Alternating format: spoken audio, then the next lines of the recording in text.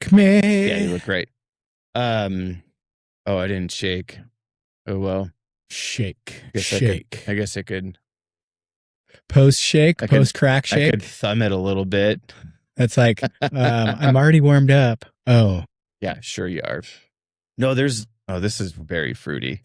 If you want something different, we can change it up. We started getting them at the Chase Lounge because we're like Chase Sapphire card holders, so you get into the lounge there. Yeah, it's like pretty fucking cool.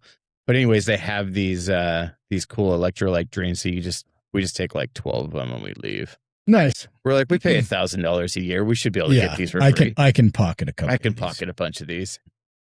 First of all, thank you for doing this. This is the first in-person podcast that I've ever done. I've never had somebody literally sit across from me and just talk to me and have these funny microphones in our faces and doing all that shit. So I'm super stoked that you're doing it. You're an easy conversation. So I'm happy that we can do this.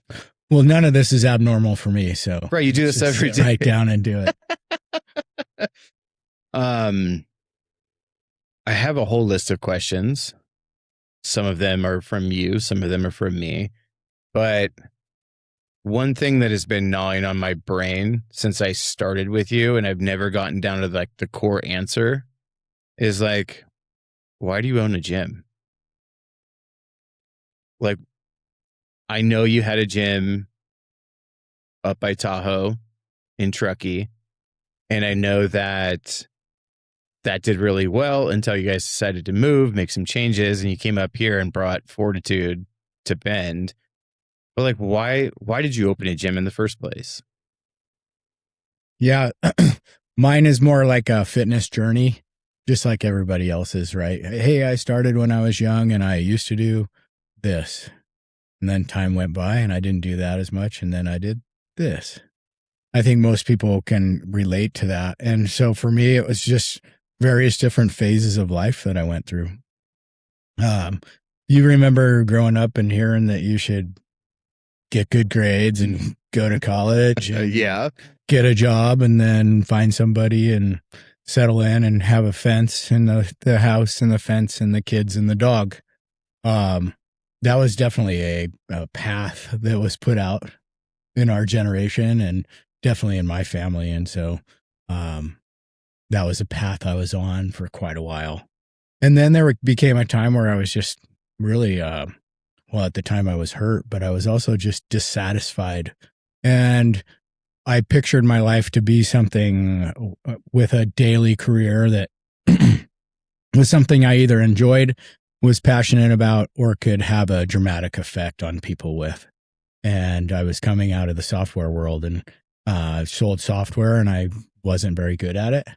And I used to go to their gym. I worked at Oracle Corporation, so it was a gigantic corporation. I think my employee number was something like 28,350. And so, being just a drop in the bucket of it, or maybe even a drop in an ocean of employees there, my passions didn't lie within software whatsoever. Yeah. So I was living for the weekends, and living for the weekends to me meant going wakeboarding or getting out of the Bay Area and going out and doing something fun. And I wanted to do that more often. And so it really kind of changed my perspective on how do I want to spend the rest of my life, and how do I want to show up every day as far as going to work. And when I was showing up at the corporation, I wasn't really showing up very well. Yeah, I wasn't very present. I wasn't excited. If anything, I was nervous. It's just a way to make some money so that you could do the weekend stuff. Well, with the career path or the picket fence, college, all that stuff that we talked about, I felt lost. Yeah, I felt lost. And so I really wanted to do something different. And there was a time where I just dreamt really hard. What do I want to do? What am I passionate about? How can I turn something I enjoy doing, into something that's not going to feel like work. Yeah. Yeah. What age were you when this happened? Oh, so I know exactly when it was. I was 29 when I was doing this type of contemplation. That's interesting. There's a weird thing about the change of age, right? When you're 20, when you're turning 20, I mean, it's all about the party, man, right? That's girls and partying, and that was kind of the thing. And then as you approach 30, you're like, I don't know if I can do this for 10 more years. What am I going to do? But there's a fundamental shift in your brain that happens at 30, and then it happens again at 40, and I'm sure it happens again at 50 and 60 and so on. But that same type of thing happened for me. It was after my 30th birthday.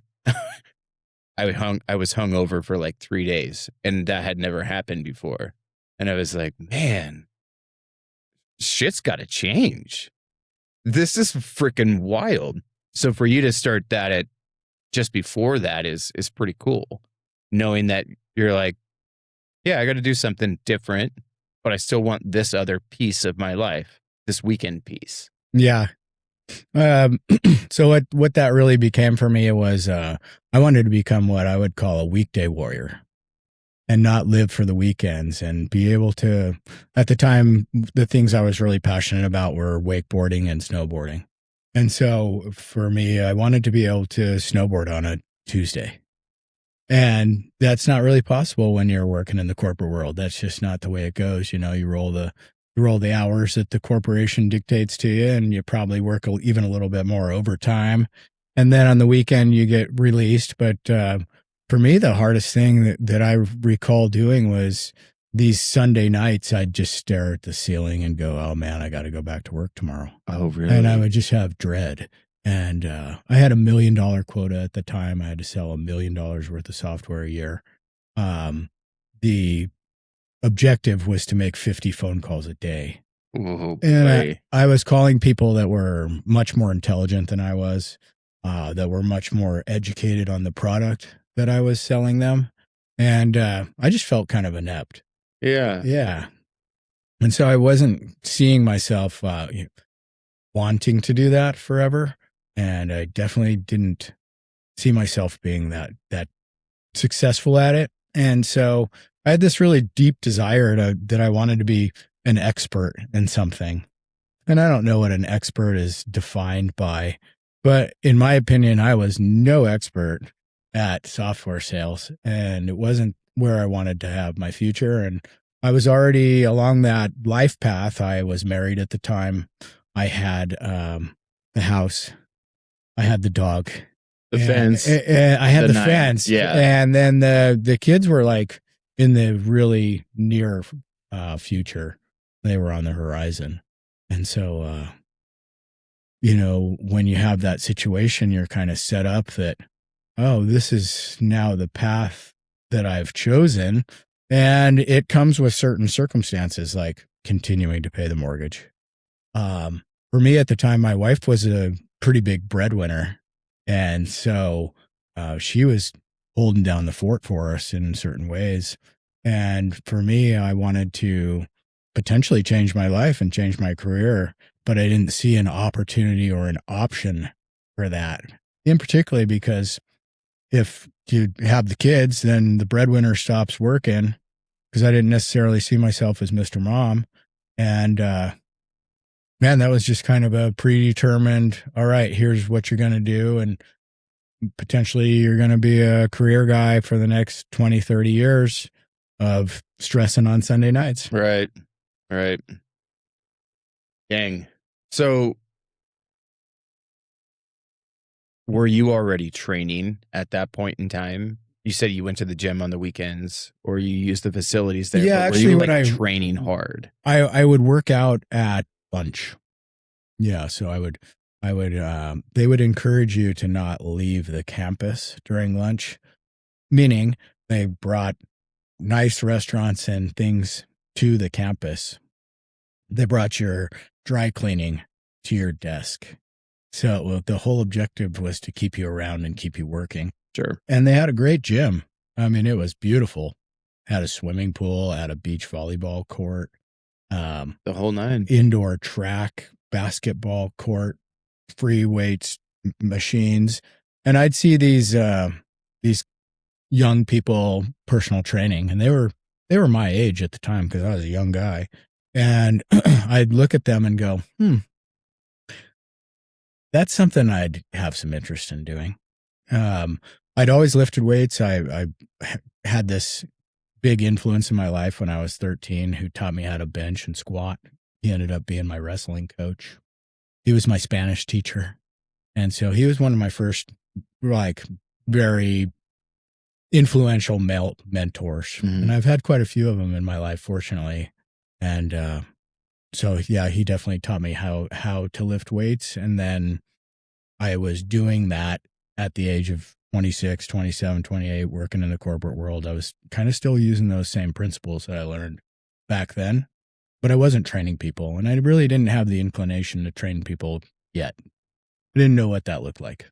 Sure. Yeah.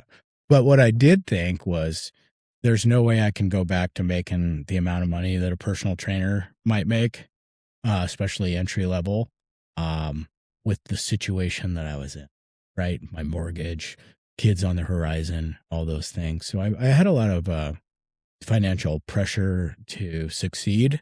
And then I had this significant dissatisfaction with career and life and kind of what path it looked like it was going down, and just kind of dreading, like, oh man, here I go. I've seen people go down this path before in my lifetime, and I just committed to it. Yeah. So that was, I can take myself and put my soul or mind in that situation and feel that kind of dread. Yeah. Yeah. So you're training. At what point do you say to yourself, I'm going to give this thing a shot? Oh, well, being a gym owner, a personal trainer, any of those things, because it seems like a pretty big leap. I'm interested in it, but then, like, how do you turn that into a career? Sure. Well, I would say that the easy answer was, have you ever heard of rock bottom? Yeah, I've been there quite a few times. Yeah. So I would, it was a matter of a couple years worth of progression from pretty much the time I was, I can define it from May 1st of the year 2000. I was 26 years old. And I would say there was one day that changed my life there, and that led to some failures and some experiences that led to needing to make some life choices. Yeah. Yeah. So when you started, how do I ask this question? Did you start personal training at someone else's gym? Or did you say, like, are you the type of person that's like, fuck it, I'm going all in. I'm going to find some money. I'm going to open a gym. I'm going to pack it full of people and start going. What did that look like? Yeah. So let's just say I had no money, no expertise, and really no connections at the time. I was living in Redwood City, California. And when I mentioned rock bottom, like what led to this was on May 1st of 2000, I was wakeboarding, and I tried a trick that I'd been rehearsing mentally, watching videos on, really desired to accomplish this next level trick, wakeboarding. And I had recently bought a new boat, and I was, at the time, it was my girlfriend. And so that's the one thing I did out of order. We were talking about the college and the house and the thing. I actually went to college, got the job, found a girlfriend, bought a boat. So I fell in love with wakeboarding, and it was a thing that I did on the weekends. Yeah. And I was really hoping that these guys that I was introduced to would invite me. Hey, is the invitation coming this weekend? You know, I was pining for it because it was just so much fun, and it was so much of a release of not thinking about all the other stuff. And I was inherently and naturally good at it. So that made me feel good. You know, I was actually doing something I was good at. And then I got hurt pretty soon. I tried this trick. It was called an S bend. I after lunch session, remember it distinctly, like approaching the wake. Okay, this is the time I'm going to do it. And I went up in the air and did this maneuver that's pretty outrageous. It's like a Superman with a rotation and a spin and basically just smashed on the water. And when that instant happened, it was obvious to me that I was hurt. And so, long story short, I broke my foot in half. I broke my ankle, tore a bunch of tendons in either side of my foot. Did not tear my Achilles. Everyone's like, "Did you tear your Achilles?" I was like, "No, I basically did everything but." Right. So that's the only thing that held on. Yeah. I got a really strong Achilles, which is kind of ironic, right? Yeah. All right. So that happened, and that kind of changed my physicality. That, you know, you hear sometimes like, well, that's when you found out your parents were human. This is when I found out like I was not impervious to injury. And I'd been hurt, what I would call significantly, twice before that. Once when I was 16 and once when I was 17. But beyond that, man, I thought I was super kid. Yeah. Yeah.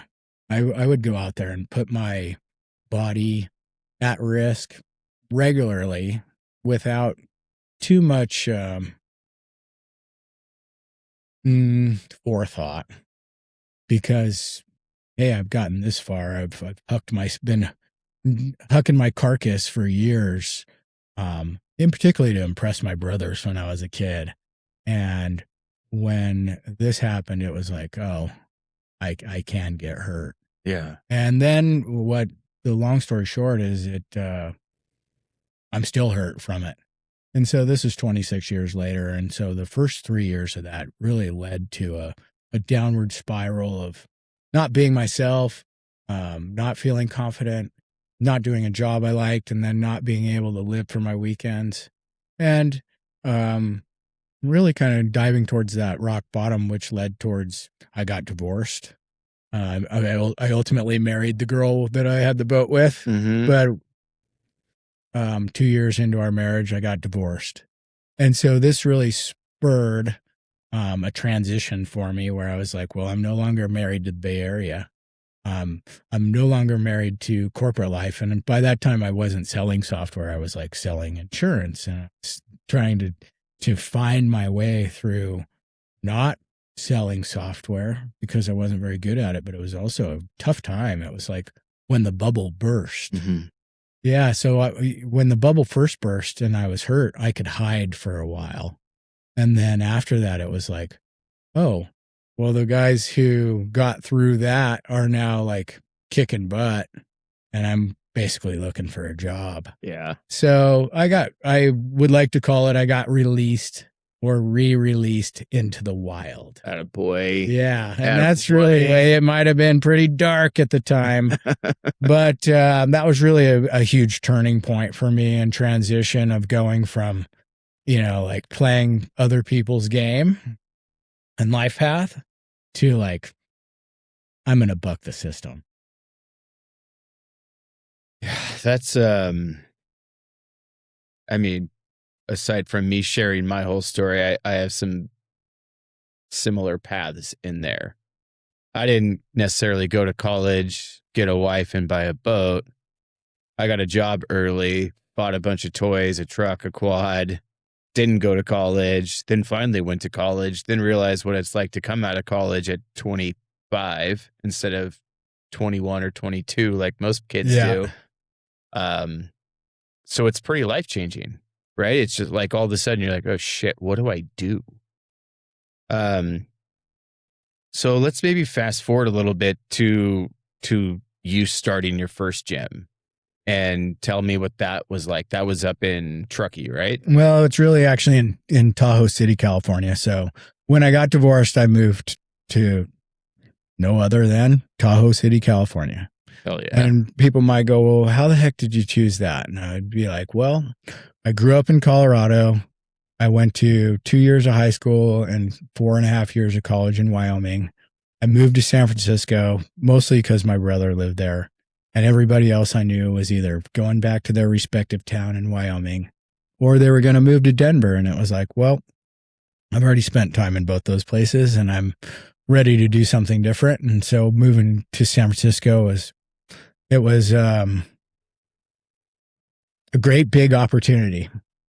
And I feel like I kind of got chewed up and spit out. Like the keeping up with the Jones type of philosophy, the tech money that was being thrown around, all of that. And I was kind of a failure at it. I was kind of a dropout at the time. And so I told you I contemplated hard on my passions. And I came up with this concept of what I would call an indoor board sport training facility. That's like, I had, when I was a youngster, I had what I would call paralysis by analysis. Uh-huh. And that meant that if someone goes, Travis, what do you want to do when you grow up? I'd go, I have no freaking clue. At the time, I'd probably say something like, well, I'm going to be successful. Sure. And I'm going to make money. And what that sounded like and looked like at the time versus what it really is, especially now, if I'm at this age, it's like way different story. But the problem was I did not know what I wanted to do with my life. And so when I worked really hard on it, it was like, you want to do something in the sports space, because that's really where you feel at home, and it's really where you kind of shine and excel. And then, I was a traditional sports athlete. I was a soccer player, baseball player. But then I also, when I was 13, I fell in love with skateboarding. I dreamt that the entire planet was paved. So I could just surf the earth. Hell yeah. Yeah. Pretty glad that didn't work out. Skateboarding saved my life, man. If anything, it derailed my life. But it was a great lifestyle that was associated with it, which was like hanging out with your boys and doing all that stuff. And that translated into snowboarding where I grew up. I grew up in the mountains up in Evergreen, Colorado. And so in our neighborhood, we would build jumps in the snow, and we were on the forefront of snowboarding at the time. I have two older brothers, and they were at an age where they were mobile, and they were also in the know. They knew the trends that were coming up. And so they were some of the first snowboarders at ski resorts in the state of Colorado. That's wild. Yeah. So that's like a bleeding edge of snowboarding. And getting back to it, those were the things that I was passionate about. That's what I was raised on, and that's what I really dug. And then taking 3 years off after being hurt, it was like, what is it do I want to do? And I was like, I want to get back to that. And I came to the conclusion that, when I got hurt wakeboarding, I was doing something that was over my pay grade.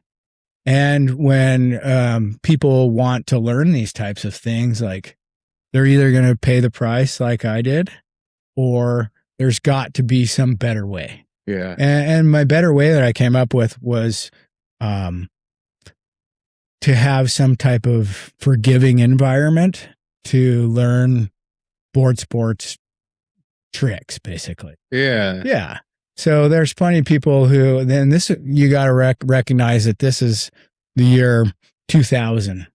And so the snowboard park and the ski park is really kind of a new thing. It didn't exist for that long before that. And these jumps are gigantic. gigantic.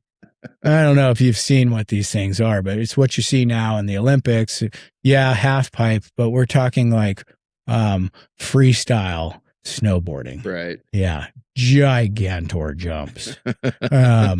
So, you know, like, how do you learn how to spin yourself 2 to 3 times in the air, taking what we would call a 70-foot booter?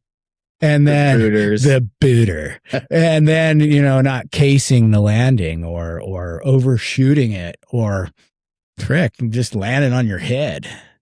And so that environment's just not forgiving. It's rock solid. It's a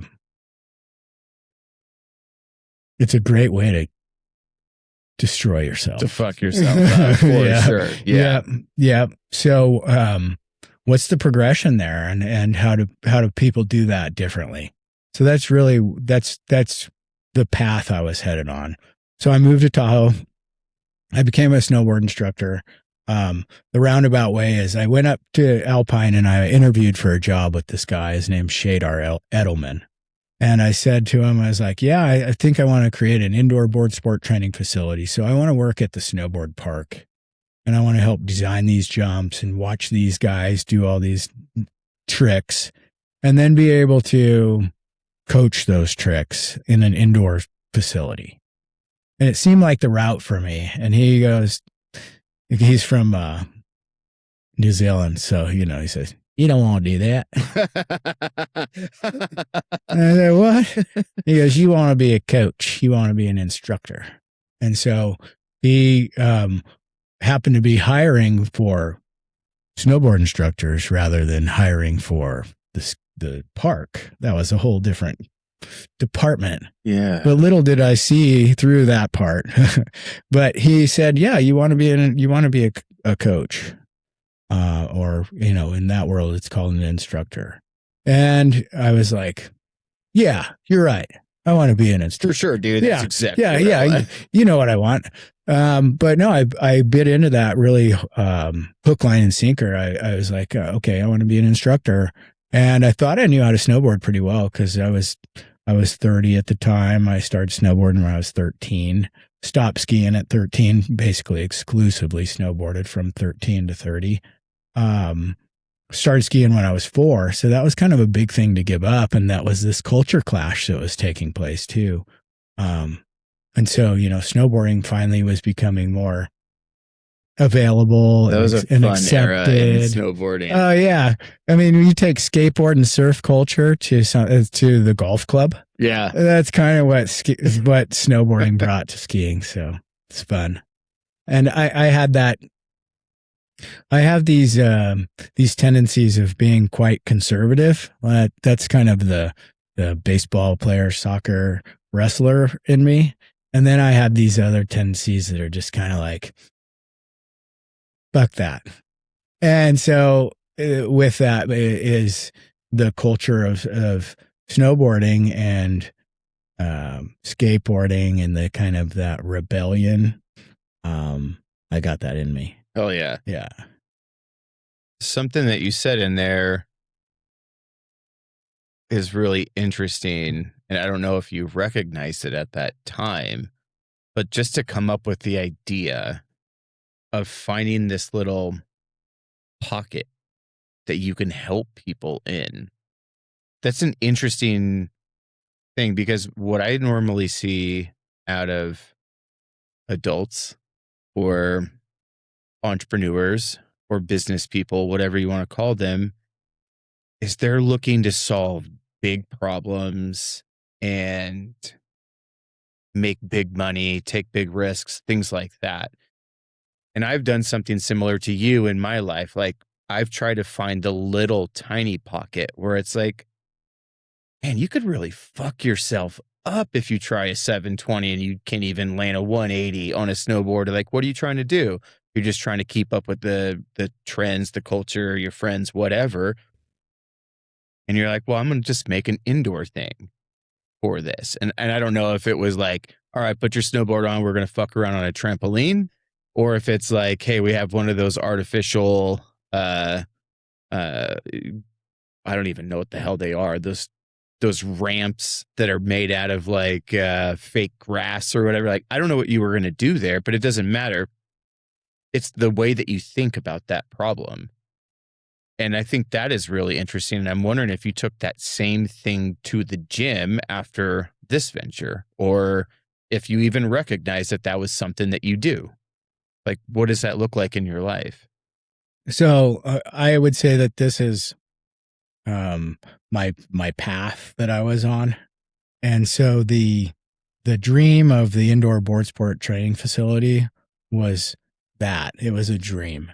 And so what do you want to do with your dreams, Travi? Make them come true. Hell yeah. Right? So let's start chipping away at that. And if there's some things that could describe me, I think that you could say that I'm scrappy and that I'm determined. In particular, as I was younger, I'm headstrong and I'm persistent. And so those are traits that are good for training, because training really is about being consistent. It's about showing up. And so what I found was I needed to get on a path, and I needed to get on that path, and I needed to focus. And so the first thing about it was, well, how am I going to create this facility with no expertise and no money and no connections? And I just moved to a new town, so I don't have history here. Nobody knows me. I don't have hookups or connections or sponsorships or people who are even like, oh, that guy's a dick. Mm-hmm. Like, I have nothing. I got a fresh, clean slate, which is cool, but it's also like, man, I'm starting at zero. And so the first step was becoming that snowboard instructor. Like, I snowboarded that year for 120 days. And I got my level 1 certification. So I learned how to become a snowboard instructor. I learned the teaching model that something called the American Association of Snowboard Instructors is already chartered and carved out and figured out. And so that gave me a model to teach by. And then it also gave me a methodology of breaking down the snowboard and all the different movement patterns into things that I probably did, but didn't know how to describe them or identify them. So that was a really cool experience. And that would have been really applicable to the indoor facility. And so the next step was, it was like, okay, the snowboard season's over. You got no real job anymore, homeboy. And what are you going to do now? And I went down to the local gym in town. It's called Asante Lakeside Fitness. And it's the only gym in town. And it's really cool. It's on the backside of this Safeway, and it's on the backside of a building that faces Lake Tahoe. And it's, again, the only gym in town. So when people decide, hey, I'm going to get fitness in this town, they go down there and they buy a membership for $55 a month. They sometimes put them on sale certain months of the year, so people will like hold out, and then they get it for $48. And yeah, and so they waited for that to happen to delay their fitness, and then they buy the membership, and you know what happens when people buy a membership? They feel better on it. Sure. And so they don't necessarily start going. They've already just kind of cured that itch a little bit. And then when they do go, what do they do? And where are the results? And so what I did is I went to this local gym, and I went to the owner, and I said, hey, nice to meet you. I'm Travis, new to town. I'd like to be a personal trainer at your gym. And the lady was very forthcoming, but also kind of, up front, like, well, are you a personal trainer? And I was like, well, no, I'm not, but I will be soon. And she goes, well, I've got a front desk job for $10 an hour. Oh boy. And I'd be willing to offer you that. And in my mind, you might think, okay, used to sell software. I used to make 120 grand a year at one point in time. I thought about it for about 2 seconds and I go, heck yeah. Yeah. I'll take it. Yeah. I'll fucking take it. Let's do it. And I mean, remember I got re-released into the wild. So my overhead's pretty low, right? I don't have much to take care of. Sleeping on your homie's couch. Yeah, well, no, I had my own apartment. I rented a condo in a fourplex, and I had my own place. And then pretty soon after that, I moved this Rasta man that I snowboarded with into the extra bedroom, and so he was paying, half the rent. And that saved me some dough. And I basically just had to pay for food, and I had some money at the time. But when I say I didn't have money to start a facility, like I was living on money to be able to eat little above ramen. Yeah. But wasn't going out a lot. Yeah. I've been there. Yeah.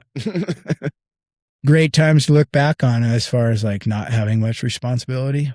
But that was what was cool about it. Like I took this job, $10 an hour. It's the only gym in town. So all these people are walking in the front door. I think they had approximately 600 members. And guess what? I got to be the one that checked them in at the front door. Hey, Dave. Hey, Tom. Hey, Joe. Hey, Sandra.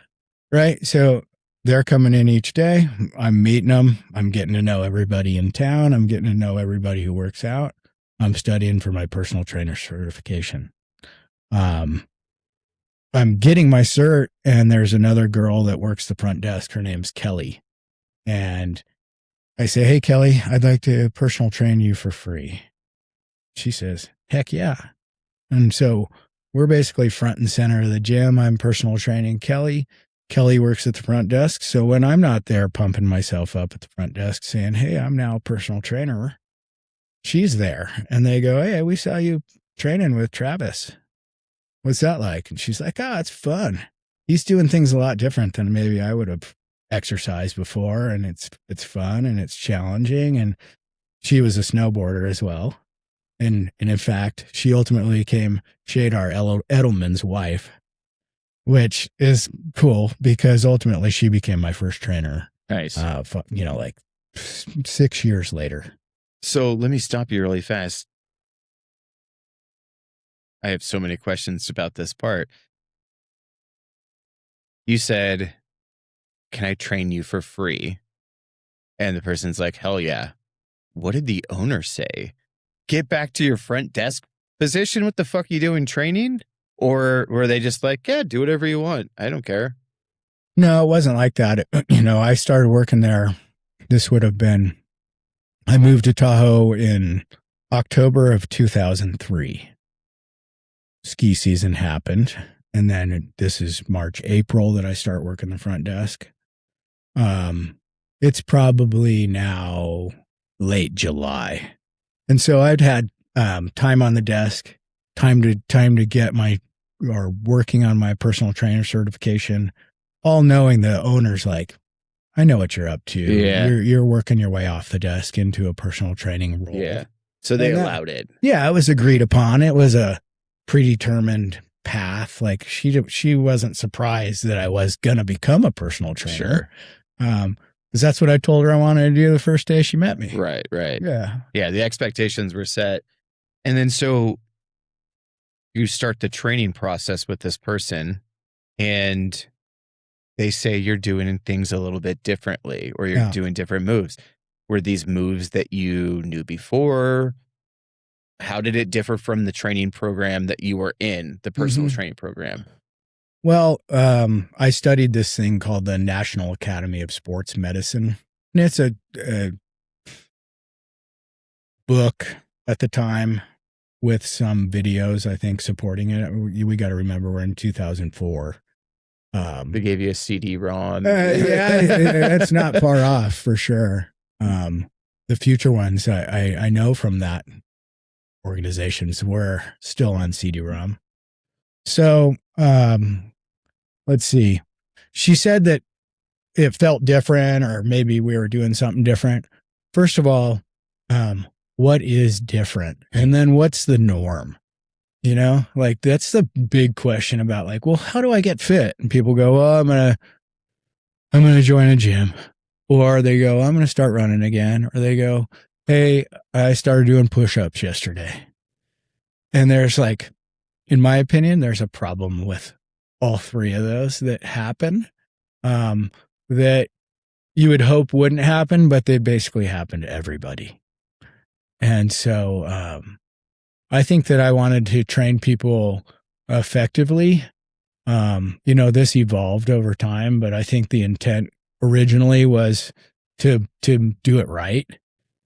Hey, here's how to move correctly. And most people they just don't move well. Yeah. And so that'll be a big topic of our conversation is like, what is proper movement and what is moving well? I mean, that's what we do at your gym. To be fair, I go to your gym and you personal train me. Yeah. But there's all this background stuff that it's not super present anywhere out there in the world, that you have all of these credentials. You have all of this history of all this trial and error. And so we're kind of getting up to the point where the gyms come in. And then obviously I want to talk about the business side of the gym, but I certainly want to work my way into your philosophy about this and how you look at it and how you can get people to move their bodies correctly.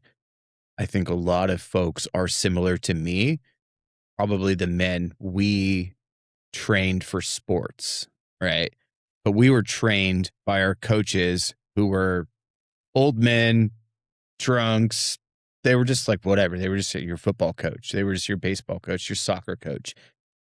They weren't ex-college athletes. Some of them were maybe occasionally if you had a good one. You just listen to your coach. And they're like, put more weight on there, go down deeper. And so I had years of training that was probably the wrong way. I think I have some good form in some situations, right? And I know my body can remember some of these moves, but after 2 years of training with you, I'm like, there's all these other things that I didn't even think about. And so I kind of want to get into that perspective from you. Where did you learn that stuff and how do you deploy that into your current gym? But to be fair, I want you to keep going with your story. Yeah, where you're at. right on. I think the story continues to build on itself. And as time goes by, all the pieces of the puzzle you'll see, they kind of fit in. So my goal is not to be long-winded about my story as much as, these are the things that I experienced and these are the things that I went through that evolved my philosophy on this and what made me a trainer and then hopefully what made me a good trainer. So, at the time I'm coming off of what you knew, like a high school weight room. Right. We're in high school, or even in my case, junior high. I started lifting. I mentioned that I had this coach who was my 7th grade Spanish teacher. Well, he was a bodybuilder and he had his own garage gym. And so like at one point, my mom wanted to do this big bike ride. And so she asked this fella, hey, will you teach me how to lift some weights? I want to get stronger to ride this bike, ride the Rockies. And so he had us over to his house, and it's the first garage gym I'd ever seen. He had mirrors on the wall in his garage. He had a full set of dumbbells and a squat rack and a bench and a real barbell and like those metal plates that clank. Yeah, when you lift classic them. ones. Yeah. So he taught me how to squat and bench at 13. But beyond that, I knew what everybody else knew, which was, probably try to lift as heavy as you possibly can. Bench press is king. Squats are in there somewhere. I kind of avoided deadlifts growing up. And then everything else seemed so accessory. It was like deltoid raises and just kind of dumb, worthless bodybuilding moves that I attempted to repeat for if I learned it that at 14 or 15, and we were getting to 30. So I'm now 30, and I know that routine. I know back and buys. I know chest and tries. I know how to squat. I didn't clean much. I didn't deadlift much. And so that's what most of us are acquainted with. And then there's calisthenics, like you do push-ups or sit-ups or jump on stuff. Right. But that's basically what we all knew.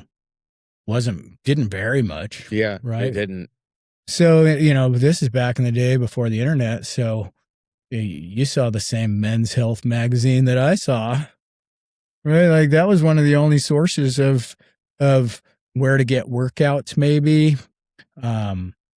Occasionally you might see like a workout in a ski magazine. Sure. And other than that, it was like chest and try, back and buys, skip leg day. Yeah. That was just really, really common way to work out. God, I used to hate that. I just remember all the dudes in high school that were like jacked in their upper body and they had these little chicken legs. It was back and buys, chest and tries. Yeah. That was the thing. So I was good at bench press, like probably abnormally good at it. There was a contest that I recently uncovered a medal that I have when I moved, and it's from 1988 from a bench press contest, and it got second place. Wow. Yeah. That's right. Yeah. So it was pretty cool. It was like a local weightlifting competition. It was probably the only weightlifting competition I was ever in. But anybody who's ever laid eyes on me knows that I'm short. I'm small. And so learning how to lift weights gave me an opportunity to be stronger than just being small. And bench press was something that you did. Sure. And in this contest, I think I weighed 100 pounds, if not under 100 pounds. Oh. And I bench pressed over 135. Dang. Yeah. So that was memorable. Yeah. But that was, that's what we did back then. That's wild to think about. Pull that mic up too just a little bit. Yeah. See here. Where do I want to take it from here? I think we should take it like fast forward a little bit. I know. Not necessarily. So I think where I want to take it is, I guess I could just ask you the question, like, because we're kind of on it, right? We're talking about the stuff that was out there. And it's like, well, what were you seeing out there that wasn't working? And how did you want to change that? So I guess where I want to take it is like, so if you are seeing all of those things out there and you're seeing this gap and there's not really a place to find a lot of this information, this sounds like the problem in the industry. So how do you see that out there in the world in terms of the problem in the industry, and how do you try to fix that? Well, I was working in my niche, which was in a little tiny mountain town in Northern California, and I'm surrounded by ski resorts. And my goal is to have an indoor board sport training facility. So, of course, I want to be like anybody else, famous. What I mean by that is I wanted to work with pro skiers and snowboarders. I thought that was my niche. I was like, oh, I want to get these guys and gals that ski and snowboard and do rad stuff and, be surrounded by that and be a coach of them and be an expert in the field of throwing these tricks. That's kind of where I put my head. And so it was like, okay, we've got this gym in Tahoe City that has people doing plate push machines and treadmills and stair step machines and ellipticals. And I'm there and I'm training people. And I ended up training people on 2 mats, which if you understand the mats in a gym world, this is a 4 by 6 foot piece of rubber that we stand on so that we're not on hard ground. And I had 2 of them and a squat rack and a barbell. And I would basically train people in the corner of the gym using a barbell, a squat rack, 2 mats. And at the time I used a lot of the Swiss ball, the big inflatable ball that people will sit on like at their desk. Yeah. I had a lot of thoughts of how core training was highly overlooked. And so I would do a lot of balance work on that ball, and I would have people do resistance training on the ball. I see a lot of that now. Cam Haines does a lot of that stuff. He'll do like lunges. Standing, he'll take one of those bands and he'll stretch it between the bars and he'll stand his front foot on that. And then behind him, he'll put his foot on the ball. Right. And then he's doing like lunges in between all of that. Yeah. That's wild. Yeah. The Swiss ball was actually when I first started in my first, I would call it from 2004 until 2008. That was a big differentiator because I was really focused on core strength. And so I thought core strength was quite overlooked. And if you look at sit down plate push Nautilus machine, core strength is not included. Yeah. Yeah. Well, that time all of the machines were moving in that direction, right? Like you have the Arnold days of the gyms, right? Yeah. And it's the clanking old weights. Yep. And also then, some of the less useful moves like the front raises. Right. And then you have Chuck Norris comes out with the Total Gym. Sure. Right. Yep. And that was the banded fucking body weight things, right? And you're watching Chuck get jacked and you're like, well, Chuck kicks people's ass, so I'm gonna get this thing. So all the I owned a Bowflex. Bowflex, that was another thing, right? And so you started seeing some of those big machines move in that direction too.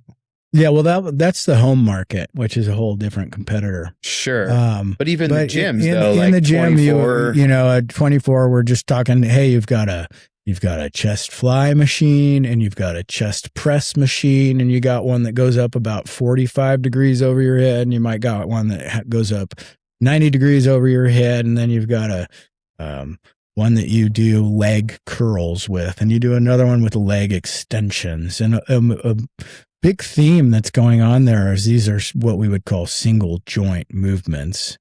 You're typically seated, so you're not really supporting your body or moving in space. And the huge problem with this in my philosophy is that you just don't find those things in life. And so the training really became a lot about free weights. It always has been. I've never trained people on Nautilus machines. Yeah. And I've rarely, if ever, trained people to bodybuild. It's always been for some type of fitness or athletic performance or, let's say, life independence preparation.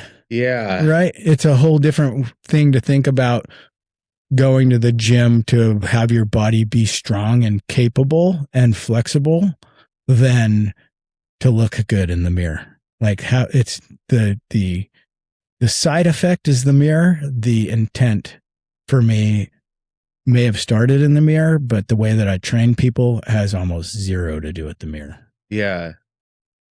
So where did that philosophy come from? Did that come from your own brain, or did that come from watching like the CrossFit era kind of come up and then joining that and being a part of that? Like where does that fit in? Like what came first? Did you just already see this lack of core strength from the early days and then just kind of tie that together in your brain and go, God, yeah, it doesn't make sense. We should be doing it that way. Well, let's just say that in my own fitness journey, I tried bodybuilding, probably not much different than you did. Sure. Right? You did bench press, you did curls, you did triceps, and you wanted to look big or bigger. And you and I, we're both, I would say, short kings, baby. Short kings. Yeah, fortunate enough to never see 5'8".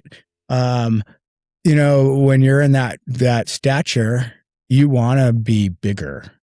So I tried that stuff and it didn't work that great for me. And I was an athlete, but that, those front raises really never helped me snowboard better or kick a guy's ass wrestling or whatever it might have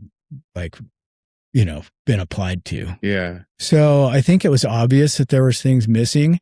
And then, I was training athletes to do things that were athletic. So it made sense to work on balance and to jump on things and spin on things and those types of things that weren't available in your Nautilus setup or even your Arnold setup. And then, so I did that for 5 years. I watched people move one-on-one. I built a business of 0 personal training clients to, I would typically do about 25 personal training client hours a week, which in the time I was like, man, that's a pretty good personal training business. I shared a percentage with the gym that I worked at. And I was working out and training people inside an environment that I was in conflict with. Yeah. And so then I met CrossFit. And dude, CrossFit saved your life. CrossFit certainly enhanced my life. It plugged the holes of what we're talking about missing core strength piece, doing functional fitness training of multi-joint movements, defining what it was to really train differently than Arnold or the Nautilus. And it was so it came with this attitude and energy and group awareness and group suffering and just the environment. I love the hardness and the industrialness of the environment. And I love the competitiveness of the daily, and I love the support of the daily, and it always came with a coach. I mean, it's so funny. It fits right into your story perfectly. Like skateboarder, snowboarder, child misfit, troublemaker, whatever bucket you are in or whatever you experience through your life, when that thing comes along and it's loud and it's different and it aligns with you, like, of course you would just jump right into that thing, both feet. Like, let's fucking go, man. What's funny is at the time, certain things would come up on my radar and I would have true awareness of them going, I see you. And then I would put them on the shelf for 2 years. So one of the things that made me different is I was hurt. And so when I started training people, I had the intent of seeing them for being hurt. And a real differentiator for me at the time was that 26-year-old jackass that was careless with his risk taking, with no empathy and with a sense of indestructibility, was now evolving into a guy that has been hurt, is still hurt, is capable of seeing people for, oh, you can't do that because you can't do it. Right. It's not you can't do it because you don't want to, or you don't have the courage to. So that made me a different person at the time. And I'd run into these things. I ran into this thing called the Egoscue method.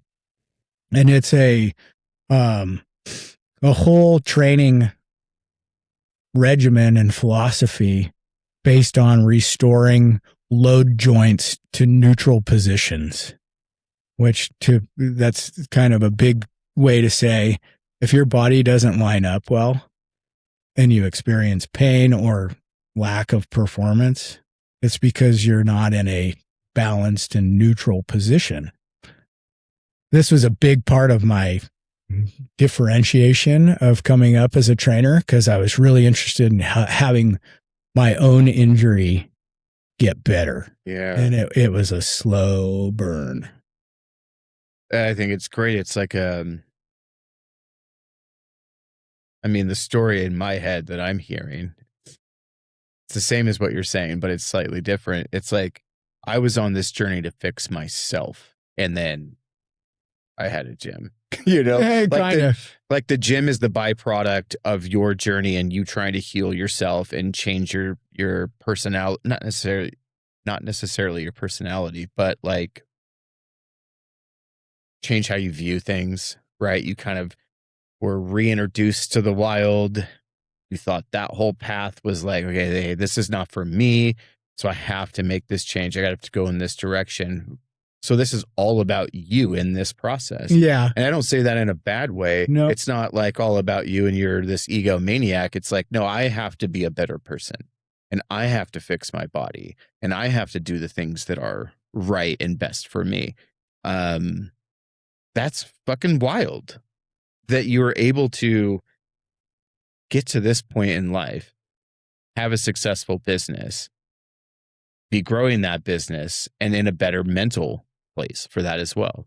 Yeah. You know, we're all trying to improve ourselves, and those of us who aren't, I'm not hanging out with them. Sure. Not because I'm not willing to, because I'm not exposed to them, because I'm mostly hanging out with people that want to improve themselves.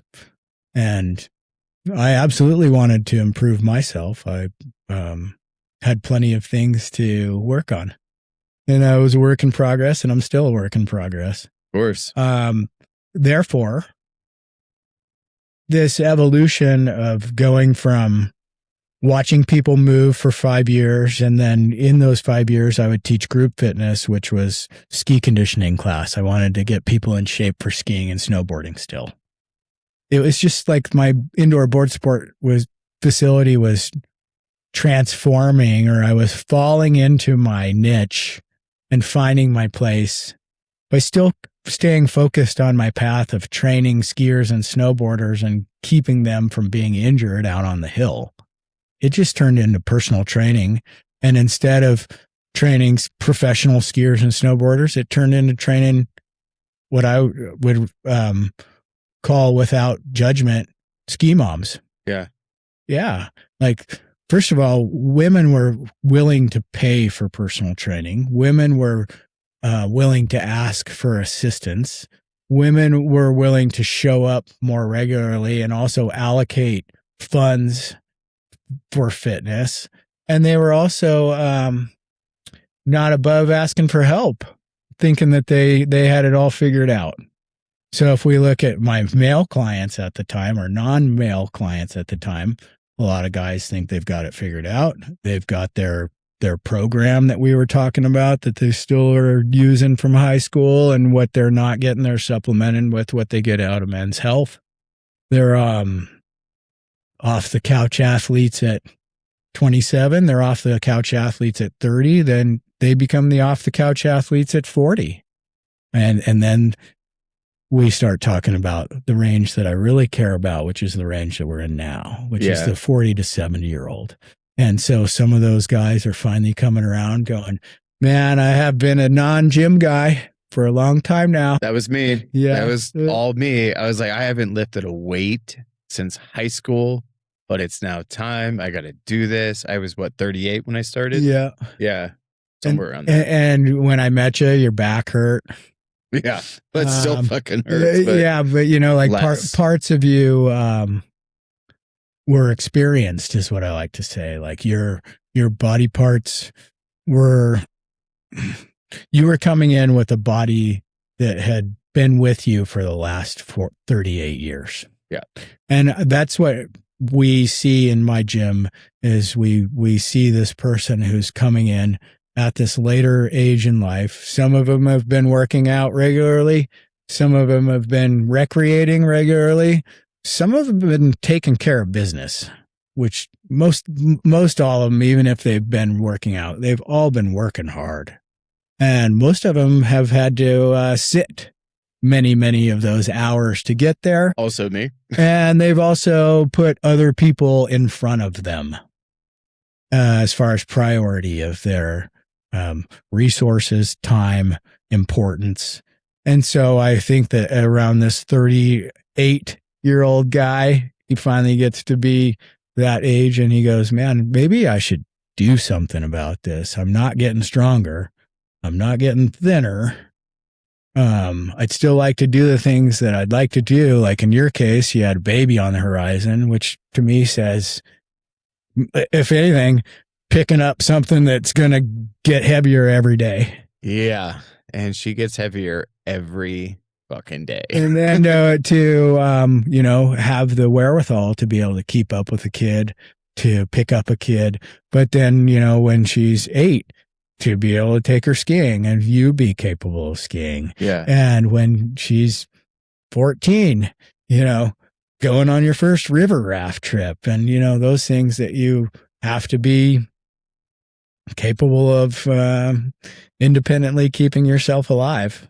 So you kind of got to this point where you've found this kind of ideal person that fits in the gym. Did it take all those years and the first gym, second gym, third gym, however many gyms you've had at this point to understand that that's the person that you want in the gym right now? Yeah. If we went from what was my original ideal client, it was somebody that someone else knew that was cool, which meant pro skier. Right. It was the athlete. Right. It was kind of that notoriety or whatever came along with it. And the radness. That was kind of important to me then. Sure. It's not important to me now. And so the evolution became, hey, I'm going to watch people train one-on-one and learn about how to do this for 5 years. I'm going to do that for 25 to 30 hours a week. In the winters, I'm going to train groups of people and learn how to train groups and do that for about 8 weeks at a time. All along, I'm getting more trained in snowboard teaching each year. I became a level 2 and then a level 3 snowboard instructor, which level 3 is the highest level other than being an examiner. So I'm an expert snowboard instructor and I'm gaining certifications in things like we talked about the Egoscue method and the NASM certified personal trainer, but also a performance enhancement specialist from the NASM, which is basically like how to turn regular personal training into athletic training for athletes. So I'm learning how to train athletes. I'm learning how to stretch and work on the body to resolve imbalances in the body and seeing how important the imbalances that people bring to the body, like in your case, how to resolve that and how to work around that. Because if you have a brand new vehicle and you're driving down the highway at 60 miles per hour or 100 miles per hour, it should go pretty straight. If in 2026, it should. If you have one from like my body from 1973, that's been in plenty of crashes, like some that have bent the frame and should have been a total wreck. We're now taking that body and then trying to like add weight to it and say, go move well, go get in shape with your bent ass body. Right. And so, all these things are falling into place with my own experience. Like, oh, I can't run anymore and I can't do some of these things. And when I squat, even though I can squat multiple hundreds of pounds, it's probably imbalanced between the two sides. So I'm like learning all these intricacies of my own body and then how to resolve these imbalances in other people's body. And then we met CrossFit. And so when I met CrossFit, that's when I started my first gym. So I've already been a trainer for 5 years.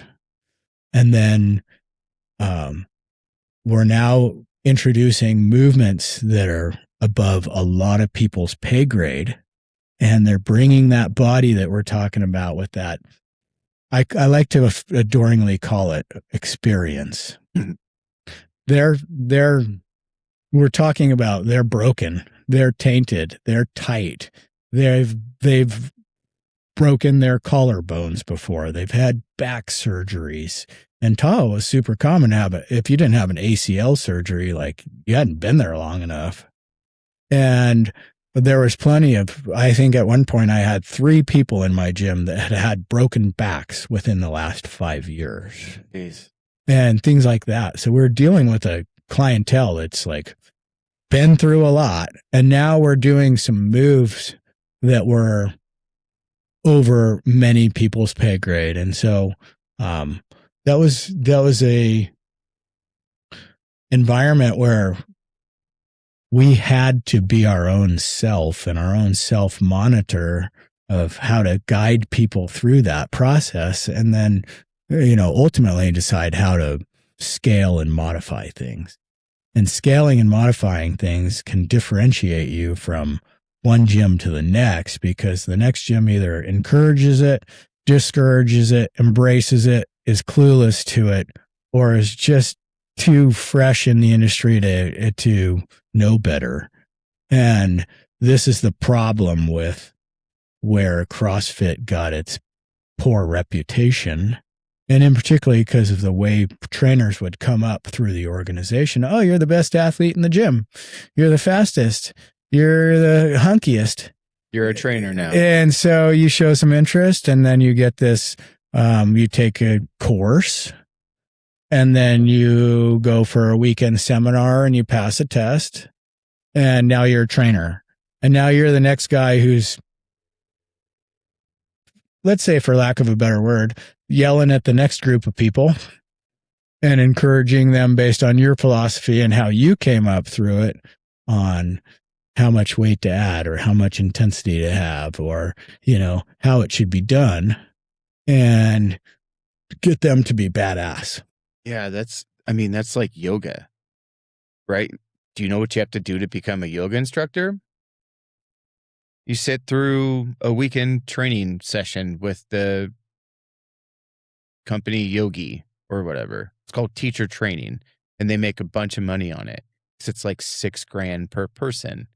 And so if you can convince 15 people to go in to this training program, then you get a bunch of money, and then you're putting out these trainers in the world. And I'm not saying that this is the wrong way to do it, I guess. It's just something to be aware of. Right? Sure. I would actually I would put that on its ear a little bit and say yoga wouldn't be the category that I would bag in this conversation, because historically yoga training actually forces you to go through like 100-hour training to become a yoga instructor. Right. So I'm gonna give yoga back to the yogis and say, I respect you. I see Fair. You guys aren't over the weekend trainers. Fair. But I'm going to talk about my industry. You can become a trainer in a very short amount of time, as short as 2-day weekend seminar and passing to get a certification. And is that just for CrossFit, or is that kind of in any personal training setting right now? Well, let's just say that none of them are, hey, you just showed up this morning with 0 prior knowledge and you're walking out 48 hours later with coachability. It kind of sounds like that, but almost always there's preemptive coursework. There's a book. These days it's all online, and there's tutorial videos, and then there's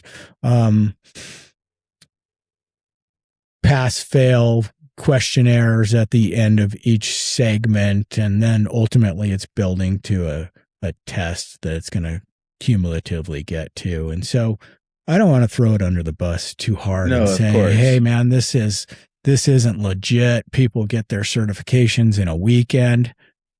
There's more to it than that, but let's just say it's not getting a 4-year degree. Right. We're not throwing anybody under the bus, but there is some level of concern when you are signing up for a gym. What am I signing up for? Where am I going? And some of those bigger corporate gyms, maybe not corporate gyms, that's not the right word. Some of the bigger chain gyms that I've seen or been to or been around, I don't know who the person is. Let's say your work, you've seen those gyms where they're like station 1, 2, and 3. And then there's like 3 or 4 workouts in each station or something like that.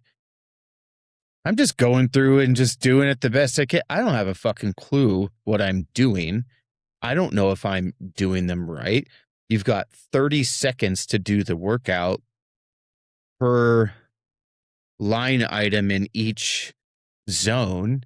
So it's like 30, 30, 30, and you just rotate through those 3 exercises for 5 minutes before you go to the next station. And you're like, no one's watching me. No one's coming over and giving me any adjustments. Like, I don't want to be at that gym. That's why I like the personal training. I want to know if I'm doing it wrong. I want to fix my squat at 135 pounds before I attempt 240 or even higher. I want to fix it there first. Those other settings don't really allow for it, which probably bleeds into the CrossFit stuff a little bit, because it's like the goal is to see how fast you can do something, how heavy you can do. That's what the CrossFit Games seems to be about. And maybe that's what it's become and less of what it was in the beginning. But I do love that idea that you're taking a big giant ball and you're putting it over your shoulder and you're running 50 yards and back and whatever you're doing there. That's way more like everyday life. You know what it's like for me to take 2 fucking kids through an airport? I got my backpack on, I got my roller bag, I'm carrying one kid and I'm pushing another stroller. So you're like kicking something, you're carrying something, and you get through security and you get through the thing, you got to walk down the tunnel. And now in Redmond, the tunnel's fucking 400 yards long. So it's like, that is way more like, well, it's like CrossFit as opposed to sitting back up against, a bench and you're on this controlled machine where it's super smooth on your joints and you're doing this and it's an isolated workout on just your pecs or something. Like, it just seems to make more sense, but without oversight, it seems like it can go off the rails very quickly. And so the way that you've come up in this industry, however twisty and turny it's been, sounds really, really good to me. And it's probably the reason that Marshall was like, you got to go over to Fortitude, because I think he does it right.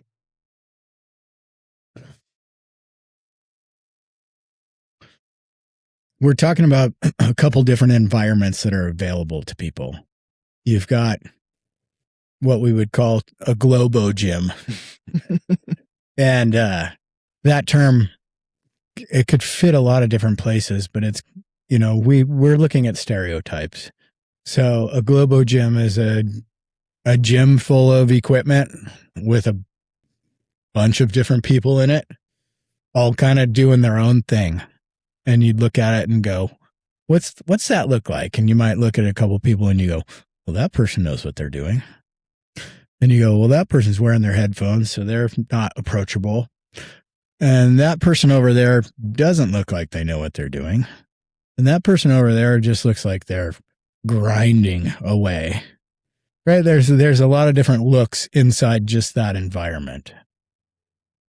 And then you've got something that might look a little different, like a gym that's hardcore. And it's all free weights, and all we do here is dumbbells and barbells. Right? Get your stair step machine out of here. You know what I mean? So that's like a whole different environment. And so you're going in there and you're lifting heavy weights. And one guy knows what he's doing. One guy doesn't, and another guy's over there just grinding away. So outside of your gym, because I want to set that aside and just maybe say that it's it's different in that way. Outside of your gym, how many people know what the fuck they're doing in a gym? I mean, I don't know, but just in your experience, what we do is we evaluate people after they've come in for our consult. So our whole objective in our marketing, everything that we're trying to do, is get people to come in and meet us and say, "Who are you? Oh, you are a 40 to 70-year-old. You have been working out or you haven't been working out. You've been having success or you haven't been having success, right? You have some endeavor that you want to get better at or train for." And then we go, "What have you done before?" "Oh, I've been to a global gym before." "Okay. What do you do recently?" "Well, the pandemic derailed everything for me, so I bought some dumbbells and a kettlebell during that." "Okay. What have you been doing since then?" "Well, actually, I've, maybe not been doing that much lately. In fact, my life's pretty stressful and I'm drinking too much," or whatever it might be. Those are the realities of people who are coming in our door. Yeah. And they've been to these environments before and not been successful. And they've had a home gym before and they've not been successful, or they have, but right now they're not motivated. So they're looking for something different. They're looking for a change. Most people think that they're either going to lose weight or get fit or get strong, but really they're looking for, "I want to feel better." Right? Who doesn't want to feel better? Everything about life. Like if you think about why do you turn on the heat in your house? To feel better. I want to feel better. I want to be comfortable. All these things that we do are to feel better. And then when you go and you do hard work, it seems like it's just going to be hard work and that's going to be uncomfortable. And only after you've done some hard work and you're done, most of the time people feel better. That took a heck of a lot of hurdles to get to, especially if you didn't know what you were doing, or you did something to just grind it out, but you've got all these imbalances and it really just made you hurt worse. Or you went in there and you just felt like, and I felt when I was selling software, like everybody else knows what they're doing but me. Right. And am I doing this right? Or like, I don't want to get hurt again. And then, somebody out there knows what they're doing. But how can we take all that we know and then create an environment that's cool or appealing? And so really where my gym is unique and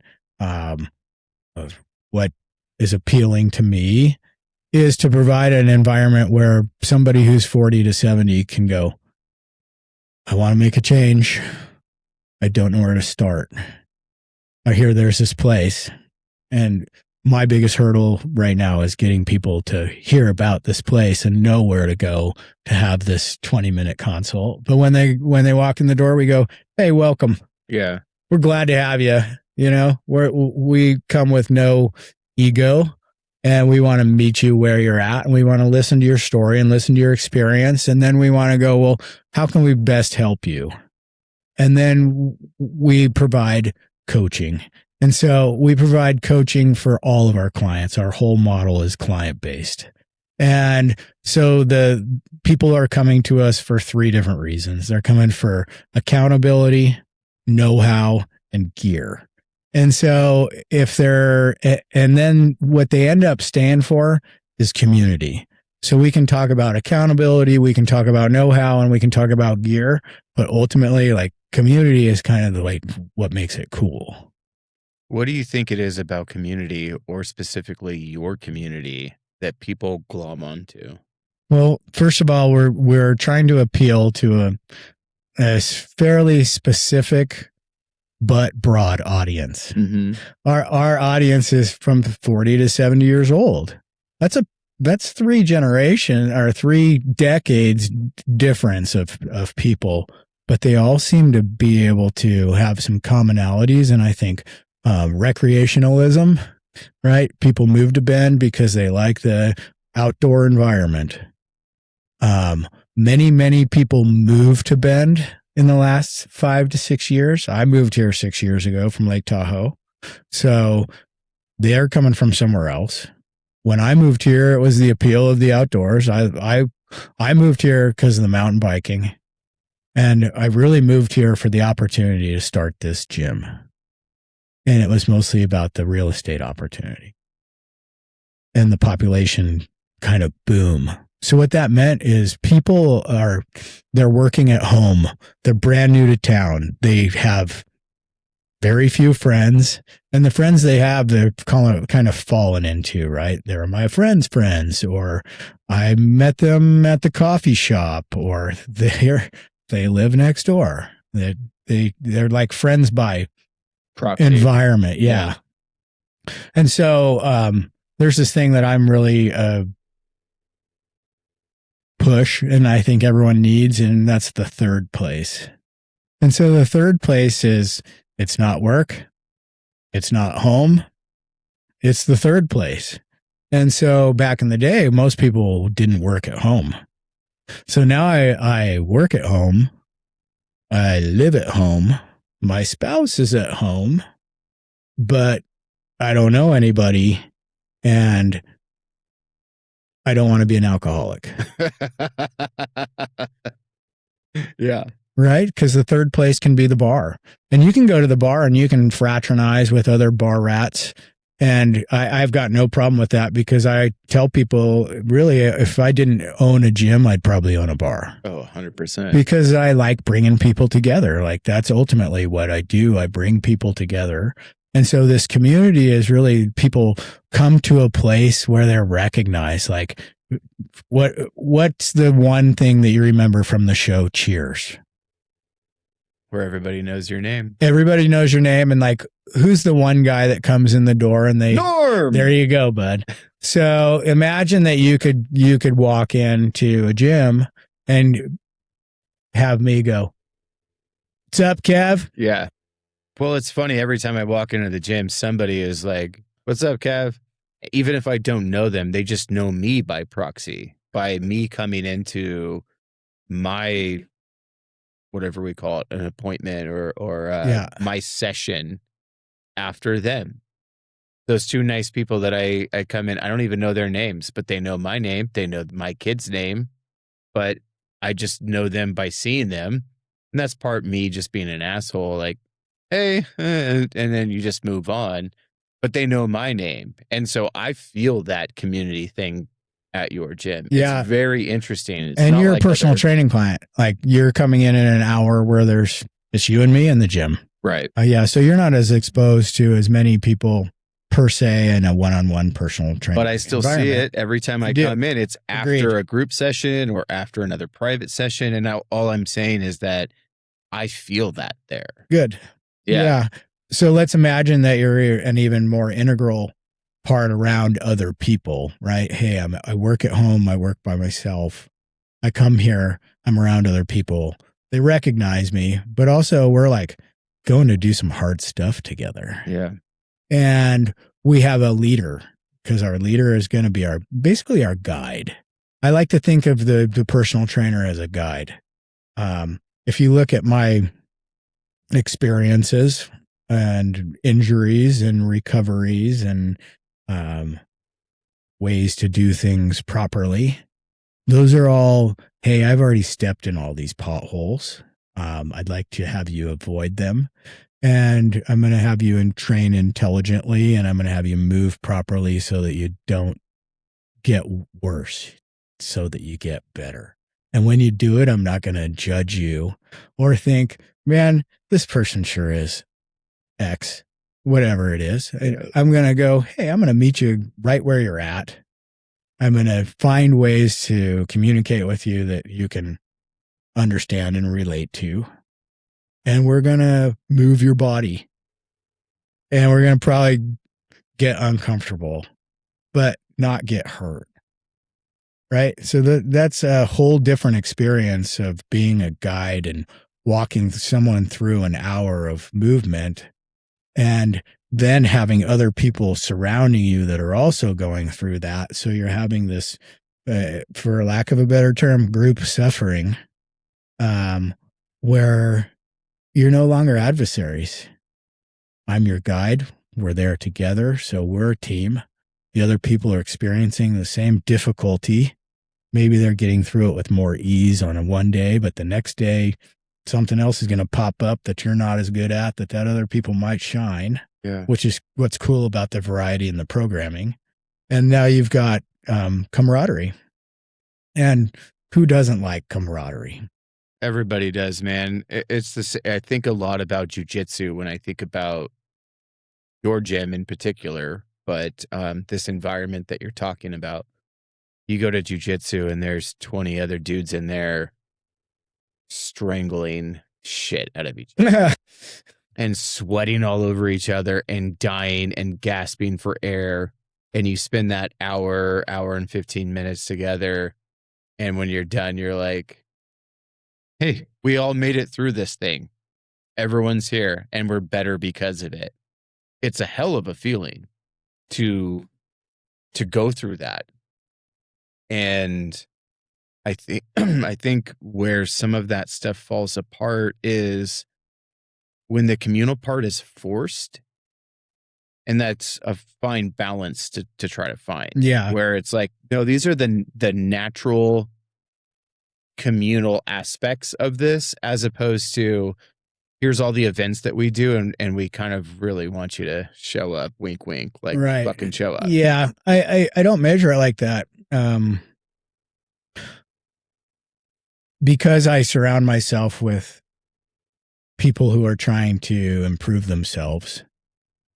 There are obvious relationships that develop out of the gym that become friendships. And so this weekend, I'm having dinner with 2 other couples.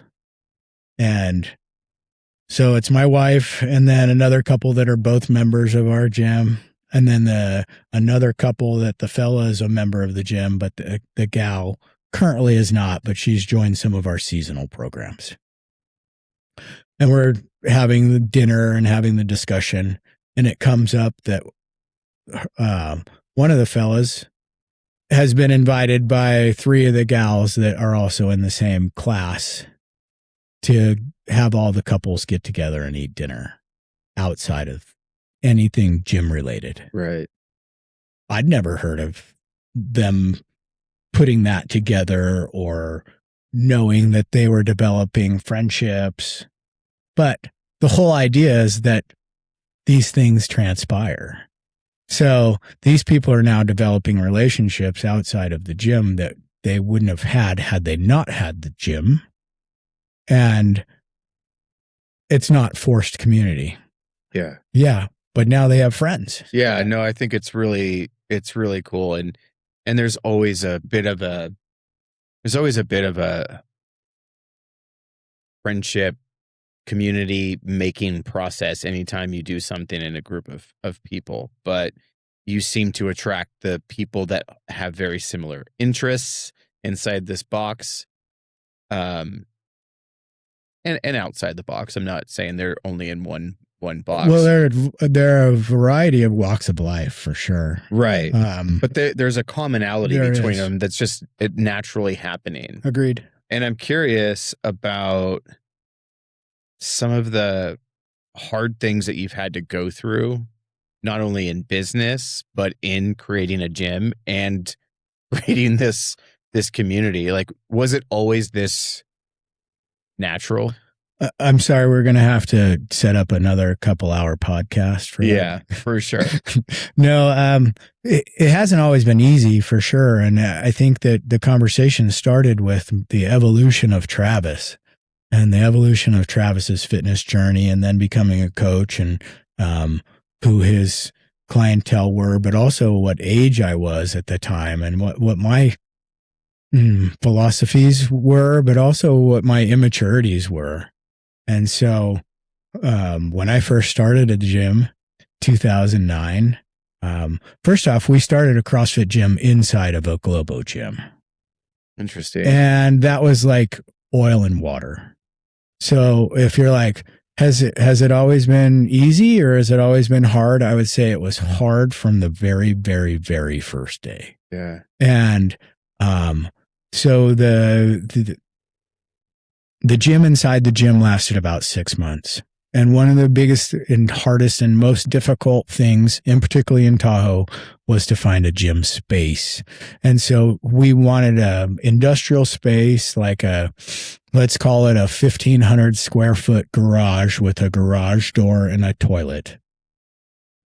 Not asking a lot in the world. Concrete floor, maybe a window. And we would like it to be affordable. Well, this didn't exist. And so we really had to seek it out. And this was 2009. And it was a time where we had to, there was a recession going on. And so this excavation company had actually built this new building, but they had no tenants because the economy at the time. And they were like, well, we plan on having like a muffler repair shop or something in that space, but yeah, we'll rent it to you guys. And then we had to go through the bureaucracy of Placer County. Oh boy. And, like all these things. And so we had to go through conditional use permits and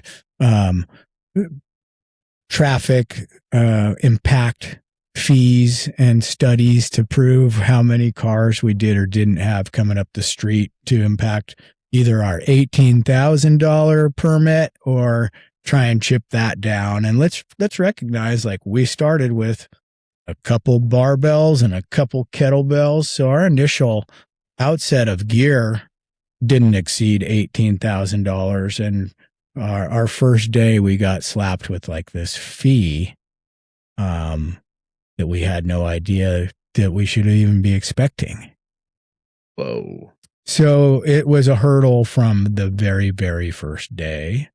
When we told the gym owner that we were previously working in the Globo gym that we wanted to go elsewhere, like basically tore our pictures off the wall on the same day of getting that news. And so that was, like a relationship that had been really solid for like 5 years, that now that I'm trying to pursue bigger and more appropriate environments. Whoa. We're creating divides. So relationships, this is a relationship business. So that was challenging. Having a partner for 10 years and owning 2 gyms and having 2 guys' personalities influence the ownership and leadership and chosen philosophies, and running hand in hand together for 10 years. And like, he was 25 when we started. I was 35 when we started. I was different at 45 than I was then. And he was certainly different at 35. Yeah. And, so managing that relationship, and then, ultimately having an amazing thing that was cutting edge that became very popular and, I would say like feverishly successful in the uprise of CrossFit, and like the good times that were had and the camaraderie that was built out of it and the friendships that were present as a result of sharing fitness with people was incredible and unparalleled and cool and fun. And I look at that as a very, like, the 2013, 2014 era of CrossFit was a peak for me. It was just so cool. Had over 300 members at the time. 2 gyms, 15 miles apart from each other in 2 different communities, but, kind of the same. So we'd have a lot of overlapping events, and the community was just, it was very tight and cool and neat. And everyone was fit, or everyone was a fitter version than they were when they started. And they all had that in common. So they all had this growth pattern to them that was exciting. And, it had my signature on it. Sure. I have this mobility that I add to the programming that's not uncommon in the industry, but it's certainly something I make sure is there that a lot of people overlook. And so that would be one thing that I'm proud of. And just the, that was true community, because they were a lot of people that they did spend a lot of time together in the gym, but they could do stuff outside the gym. And that was very cool. Yeah. I mean, it seems like timing played a big issue or a big role in that, right? Because it seems like in that era, CrossFit was becoming just like a big giant thing. And then you have your gyms, and then you have the people that are in the gym, and then there's your community, but that community is also booming because they're seeing growth in themselves. They're getting bigger, they're getting stronger, they're getting badasser, right? They're getting all of this stuff done. That's just an exciting movement that everyone is going towards this same goal together. So that's got to be super cool and super exciting. How does that differ, or how is that similar to the current gym that you're in? Yeah. So, I apologize that it's taken so long to get to this point in the conversation. Oh, it's good. But big important parts of my life that have really influenced on who I am now, what I'm currently going through in my own fitness journey, and what version of that I'm putting out in the world. And so in 2019, I made a hard decision to close my gym in Truckee after 2018, dividing the two gyms and splitting up partners and things like that. So really trying to find my own life path. And I wanted to retire someday. I don't think that's asking too much, especially for a guy who's at that point in time put 16 years in the fitness industry with full determination, working 100%, self-sufficient entrepreneur in the fitness industry. In Truckee, towards the end, my rent was super expensive, and it felt like pushing a boulder up a hill and that I was going to get crushed at any point in time.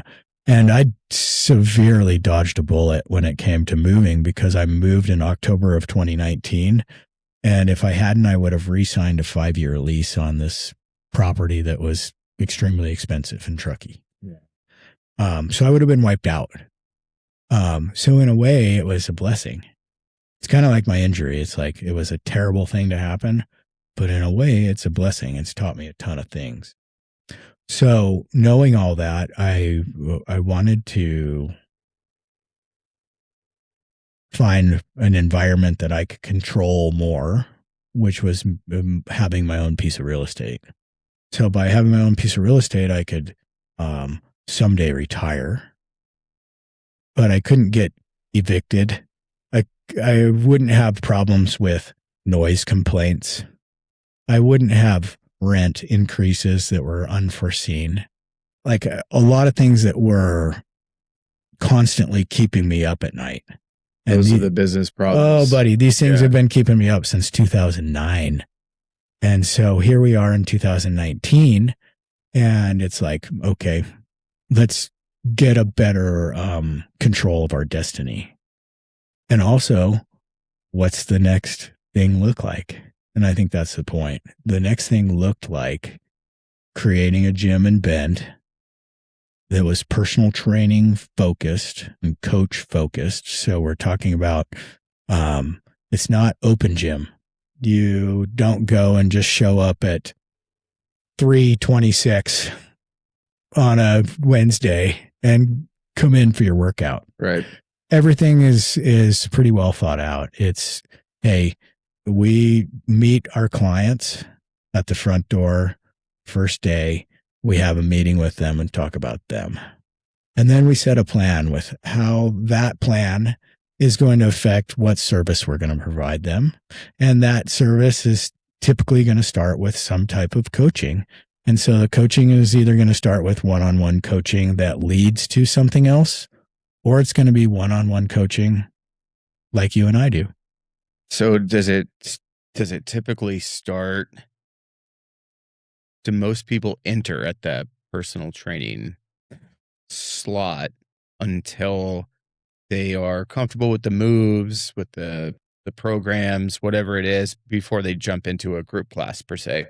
Well, let's just look at it like we have 3 different levels of service that we provide. And so group class is the one that most people might associate with a gym like mine. Oh, you do CrossFit or you do something like CrossFit, but they see or envision multiple people in a room at the same time working out. Probably because it's the same time, it's a class. And because it's a class, maybe as an instructor.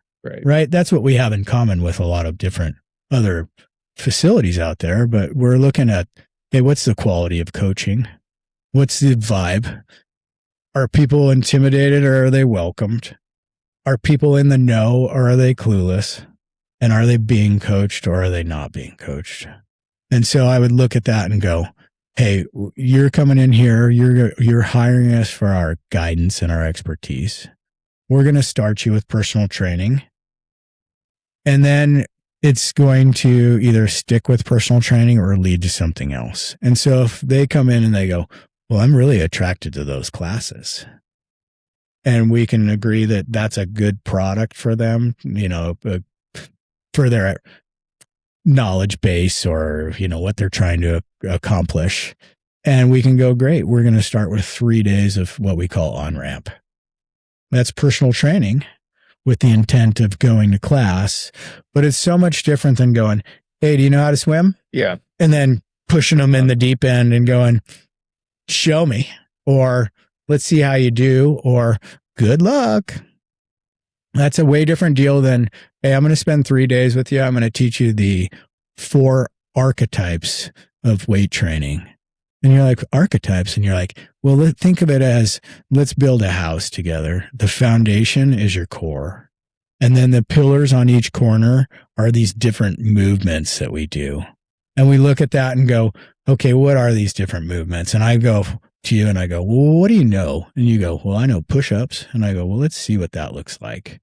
And we learn about push-ups and we see where you're at. And then we see if you need a modified version of that, or if you can do it on the ground, or if you're killing it, or if there's a better way to like place your hands or your elbows, or there's core muscles that you can turn on. This is where we're starting. We're starting at like the foundation of fitness. And then we go, do you know how to squat? And they go, sure. And then we watch them squat and we go, you're certainly lowering your torso down and getting it back up, but there's more balanced methods of doing it. There's more maybe range of motion that's desired here. And then there's ways that you can do it with, if you were to add weight to that, would you want to add weight to that? Or would you like to learn how to make that a little more structurally sound and then add weight to it? Super high touch, man. Very high touch, very high personalization to this thing. I don't have a ton of experience in other gyms, so I can't comment on that other than the Globo gym that I was referring to before. Here's all the stuff. Here's what's on the board. Time starts now. Go. Yeah. Outside of that, I don't have a ton of experience. 24-hour CalFit, Snap Fitness. But, I go in there and I'm like, I don't know what to do. I'll revert back to what I did in high school. I know some bench. I know some squat, push-ups, sit-ups, treadmill, whatever else I thought I could do at that time. And when I joined Fortitude, it was like, okay, this is a lot different. It's a lot more hands-on. It's a lot more personalized. How do you feel today? All right, we're going to pare this workout down or ramp it up according to how you're feeling. And I think that's really cool. And I also think it's really cool how you can kind of throttle that in a class as well. Yeah. There's modified versions of it and, all right, the board says this, but hey, Susie, do the modified version. do the push-ups on that bar over there. It's already set up for right. you. So we can clarify for our audience, when he refers to the board, we're talking about a television that's presenting yes. the workout by like in text. It's a written workout on a television. And so in some places you can go in and they might even say, hey, the workout's up there. Go get it. Or the warm-up's up there. Let's get started. And so what's different about Fortitude Fitness Training, I'd love to tell you a little more about the name and where that came from and things like that. But let's talk about the process.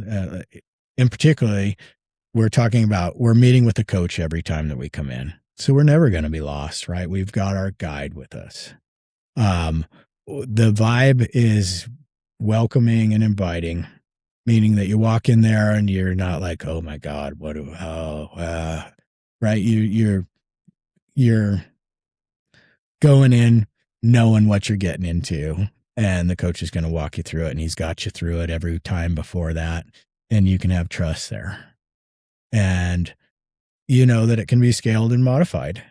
So you know that if I can't do something, I'm not just going to stand there and wait for the day that I can. For example, a lot of people can't do pull-ups. So if pull-ups come up in the workout and it says do 5 pull-ups, maybe I can do 1. Maybe I've never done 1. But the person's not just going to stand there under the bar and look at it and go, someday, right? Like it's going to be, hey, we're going to do this instead. It's going to be a similar type of genre. You're going to use the same type of muscles that are going to get you there eventually, if not lead you that direction. And you're going to do this many of them.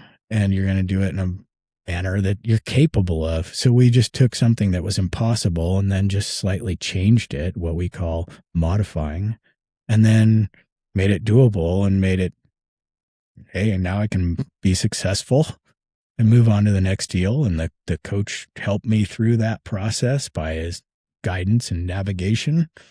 And, in the future, I know that that's now my option for that. But I probably learned that in the on-ramp process, right? So we keep reinforcing these types of philosophies that we can scale and modify things to allow people to be successful every time they come in. I mean, first of all, I love it. I think it's great, especially for the age range of people that you're talking about, who A, already come in, and B, who you want to come in. My assumption is that you want that group, say 40 to 70, to come in because you have the ability to actually help them feel better. And anything under that, they're probably still in the I know it all phase. I know how to do it. I've CrossFit before. I've done this. I also want to be very clear that you're not a CrossFit gym. I think we've been kind of talking a lot about it. Yeah, I think we can cross the definition of what that is and what it's not. And so what we might look similar as is our environment is quite similar. We have a rubber floor. We work with dumbbells, kettlebells, and barbells. We have a pull-up rack. So it looks kind of the same. What's not the same is the library of exercises. I've minimized it. So I've taken these high risk, low reward moves that I've seen over the years that, let's say, stress people's shoulders or backs. And I've kind of completely removed that exercise. And I've kept the ones that are similar to that are doable and that are high reward, low risk moves. So a great example of this would be the overhead squat versus a front or a back squat. And so if the overhead squat requires you to hold your hands over your head while you squat with your hip below your knee and then stand back up, you're going to find that you either can or you can't do it. And it's going to be painfully obvious very, very quick, either in your shoulders, your back, or your hips. You have to have flexibility for it. So then we have this other animal called the snatch, which is a dynamic, basically throwing of the bar from the ground to overhead to land in a dynamic overhead squat. Doesn't really make sense. I don't think that's something that, I don't know that I could do that. Well, it doesn't make you worse on your mountain bike to be able to snatch. Right. But that type of movement, let's just say that I could do what I call a pared down version of that, the safer version of that I teach in the on-ramp, which is called a hang power clean. And so it's just a shortened, abbreviated version of taking weight from above your knee to your shoulder, where the other one, the whole meal deal, might go from the floor to all the way over your head in one move. So the hang power clean can make you very good at mountain biking because it can make you explosive and strong and flexible and coordinated and timed. So like all these things can apply through the snatch. But if you take the body that we talked about, the person with the bent frame, and go and say, hey, we're going to get in shape. Now we throw them underneath a barbell at a velocity.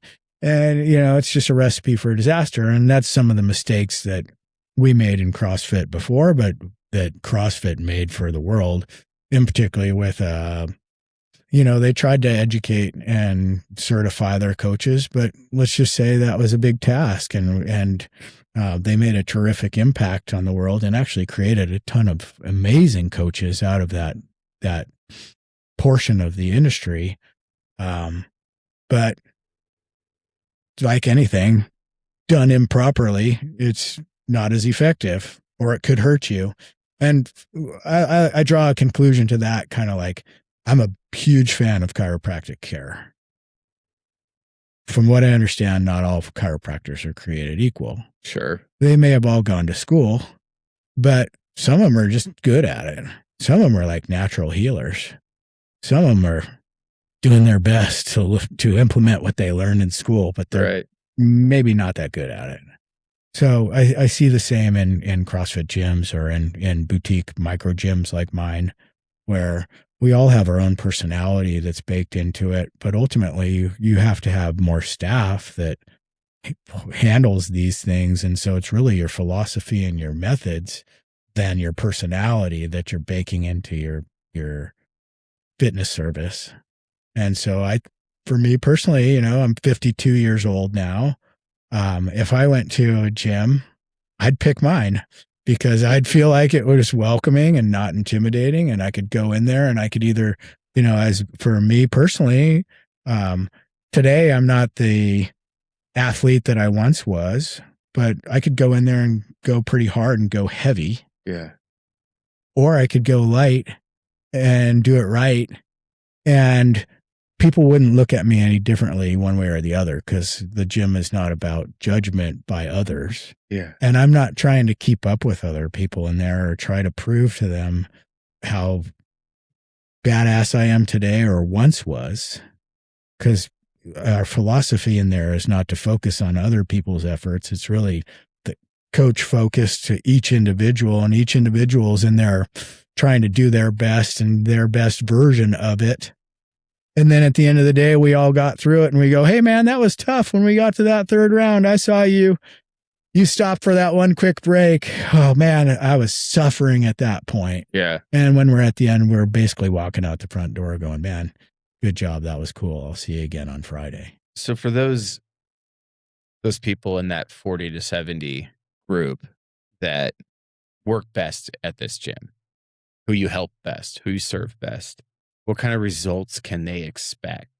And I want to be very careful about the results word, because it's not if anyone has ever worked out in their life, they know that results don't happen overnight. Sure. So what kind of results would you say people get out of training at Fortitude? Sure. Results are either measurable or they're subjective. Right. So what are measurable results and what are things that are a feeling? I think that when you first come in, you have a feeling I'm not in shape. I'm overweight. I'm not flexible. I'm not strong, which turns that into something like, I'd like to be strong. I'd like to lose weight. I'd like to get more flexible.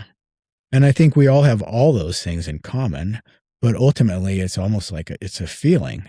I'm feeling inadequate. I'm feeling not my best version of myself. I'm feeling like I'm not working hard for myself currently. And if I did some work with some guidance, that I could get somewhere that I'm not currently. Yeah. And so everybody gets results because they come in and they do the work, and the trainer guided them, hopefully preventing them from getting injury, but also teaching them how to do it. And so therefore they're learning through that process. And so over time, they're gaining more of their own agency over their body and over their fitness and over their future workouts of life. So that if they moved away, if they've trained with us, then they're going to have knowledge of how to do exercise properly. So we're really passing the torch of the responsibility of form to the client by teaching them the form. It's that good old adage, like, I could feed you today, or I could teach you how to fish and you can feed yourself. Right. Like, and you might say, well, then why are they going to need a personal trainer down the road? And I say, well, someone else is going to need a personal trainer down the road. So if it's not them continuing to gain from us, then they can be re-released into the wild and they can go do it on their own properly and well, or with somebody else well. Next person to walk in the door who was in that person's shoes 2 years ago, here we are, we're ready and waiting for them. So in our model, we're going to move towards personal training, or something that I'm super excited about, which is semi-private training. And so what that really means is it's personal training at a reduced price. And I get to share the room with a couple other people. So I'm sharing the price of the trainer with the people, but I'm still getting a customized workout that's applicable to me. So it's not a family style dinner. Mm-hmm. It's still, hey, I ordered the fish. And so I get served the fish, and the person next to me, hey, I ordered the chicken, and they're getting fed the chicken. And we're sharing the table together, and we're sharing you could call it the waiter or the chef, sure, or the administrator. In this You're just having dinner together. Right. So you're going in there and you're working out regularly. So you're having the accountability. That was one of our big pillars, right? Accountability. Do I show up regularly? And then the know-how is there because the trainer's there administering the workout and helping you and a couple other people. And then the gear obviously is there. That's why you're there, because we've got the gear and we've got the space. And at the end, we walk away with the community. And at the very, what's the sales pitch here, Travis? Well, it didn't cost you as much as one-on-one personal training. Sure. And you gained being around other people, which is more like your third place. Right. How cool is that? Perfect. Yeah. I mean, not that I want to stop paying you for personal training, but that sounds appealing to me too. Imagine it's you and 3 others, though, because group class is, we have our group class is a 15-person model, which compared to other things out there, it's still about half the number of people. You're going to find 20 to 30 people in a room at an Orange Theory. Right. For about the same price as as our group class. Right. But you're going to have more quality of coaching and half the number of heads in the room. And that's at our lowest price point service. Sure.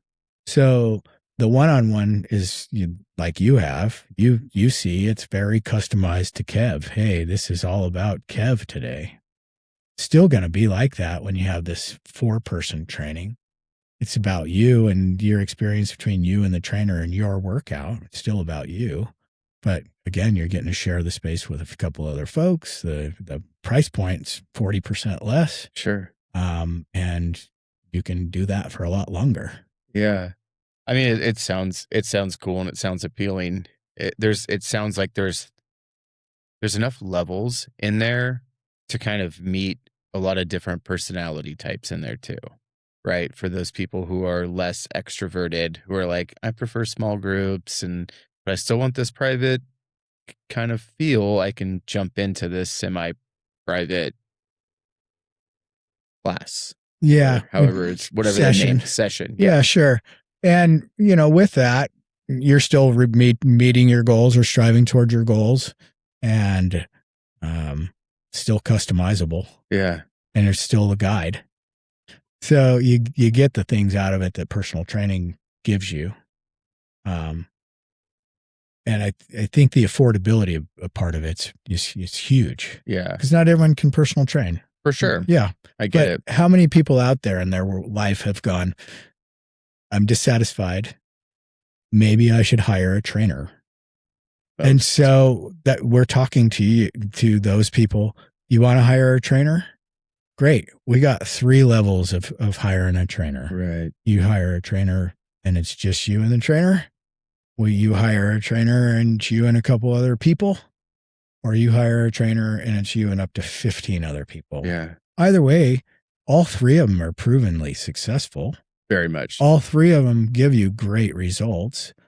All 3 of them give you coaching, accountability, and know-how and gear. But they all turn out a certain level of community ultimately. Yeah. And really what we're trying to do is give people what they want. Hey, I want to get stronger. I want to get in better shape. And we provide them that, but we provide it to them in an environment that's fun, positive, upbeat, loud music. And when I say positive, it's like, what's the opposite of positive? Well, people don't pay money in their 50s to get people to yell at them. Yeah, right. And I might have yelled at you when I was 35, but I'm not going to yell at you now. Like my maturity and level of coaching now, and the philosophy that we're putting into our coaches moving forward and historically, is to be positive, to meet people where they're at, to encourage them, to teach them new stuff, right? It's stuff you want.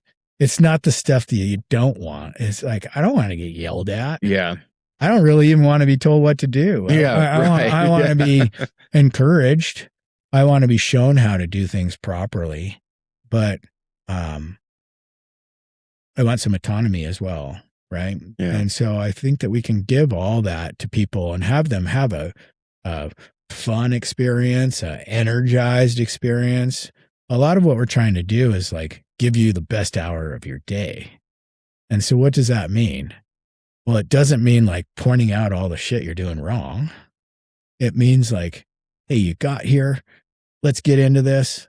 I know you got a lot on your mind and you've got a stressful lifestyle, but let's think about you for this hour. Yeah, let's give yourself that 1 hour. You, right? Yeah. Let's not think about what's for dinner.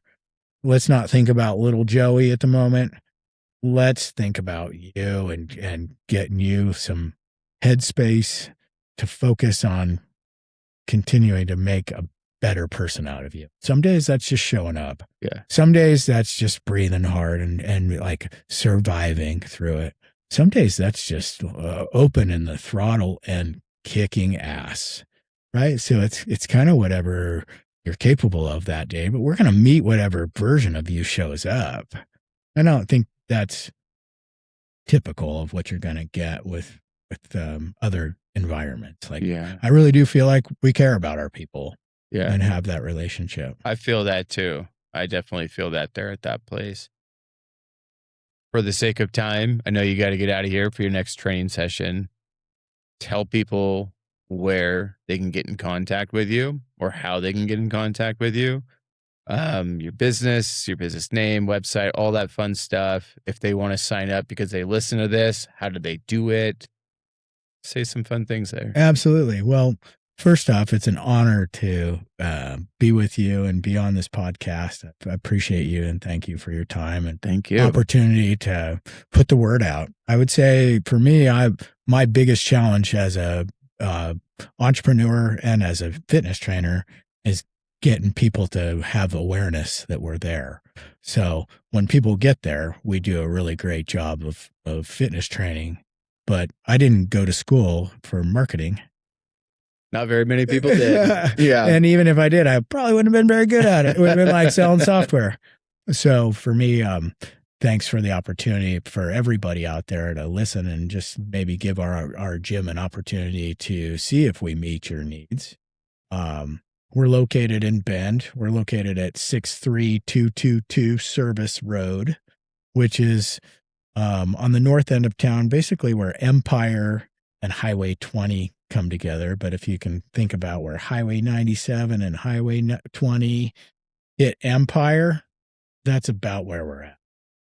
So pretty good location, pretty easy to get to. We got tons of extra parking. We got a huge extra parking lot. We're open at 6 a.m. Getting after it. And we close about 6:30 at night. We're typically open Monday through Friday, but we do have personal training available 7 days a week currently because we've got a new staff that we're providing more and more of these training services for people so we can make it as flexible and like available. So we're getting beyond, hey, the Travis show and helping lots of people. Our process is to jump on our website, fortitudefitnesstraining.com, go look around on there, but ultimately book an appointment for what we call no sweat intro. So the no sweat intro is exactly that. No sweat. It's like you show up in your street clothes. We have a conversation about your past. We've already talked about that a bit. We talk about what service is applicable for you. And then we start training. So we'll make appointments from there, sign the waiver, get your credit card. But the main thing is we're going to just create your plan. And so people are going to start showing up typically 2 to 3 days a week. That's mostly what they can expect is a 2 to 3 days a week. And every time they're going to show up, they're going to be with a trainer. So each time they're going to have guidance, they're going to have accountability, know-how. Love it. And plenty of gear. And then we got some other levels that we didn't really talk about in the group fitness, but we have group fitness Monday, Wednesday, and Friday. And then Tuesdays and Thursdays, we've got circuit training classes in addition to weightlifting classes. And then we have women's specific strength training classes. And then seasonally, we have mountain bike strength and conditioning, as well as ski and snowboard strength and conditioning. And then we have 3 pickleball lots. Yeah, boy. 3 pickleball courts in our parking lot. And so we've got ample opportunities for people to apply their fitness in a lot of different ways, but with a coach and with effective results. Yeah. That's awesome, man. Thank you so much for doing this. I want to have you on again because there's a slew of questions that I have about the business side of this stuff that I would love to get into. But thank you for taking the 2.5 hours that we're at right now to do this. I really appreciate it. It's been fun. Hopefully I haven't repeated myself too much or led you down a path that wasn't interesting. That's okay. If someone tunes out and then they tune back in later, they get to hear it. Right on. Cool. Thanks, man. I appreciate it. It's my pleasure.